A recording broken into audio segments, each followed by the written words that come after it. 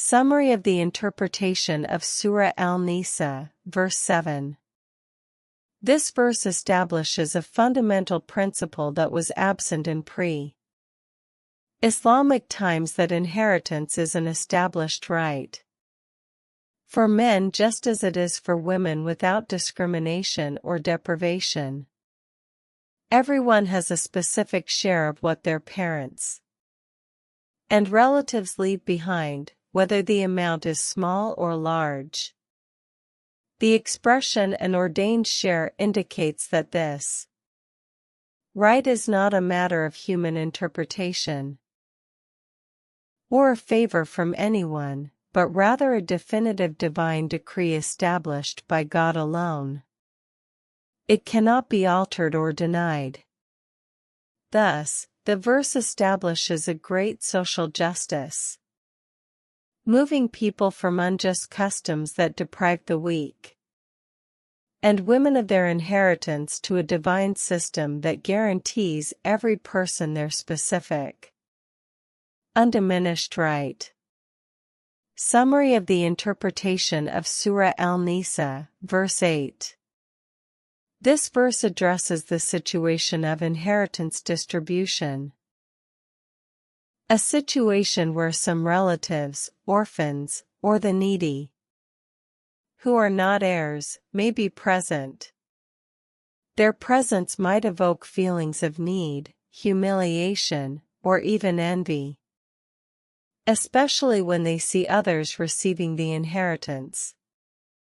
Therefore, the mercy of Islamic law dictates that these individuals should not be left without some form of support, even a small gift that brings joy to their hearts and alleviates their sense of deprivation, preventing the situation from turning into resentment or bitterness. Furthermore, the Quran does not merely mention material support, but also emphasizes kind words that comfort them, such as praying for them, responding gently, or explaining that the distribution is divinely ordained and not a matter of stinginess or favoritism. In this sense, there is a profound lesson that society is not merely about distributing money, but also about mending hearts and protecting feelings, so that the vulnerable do not feel ostracized or deprived. Summary of the interpretation of Surah An-Nisa, verse 9. God Almighty draws attention to a deep meaning within the human soul. Every person fears for their vulnerable offspring after their death, and hopes to find someone to treat them kindly and safeguard their rights. It is as if the verse is saying, before you deal with the vulnerable and orphans, imagine yourself in their place, or in the place of their parents. How would you feel if you saw your children vulnerable after you, without support?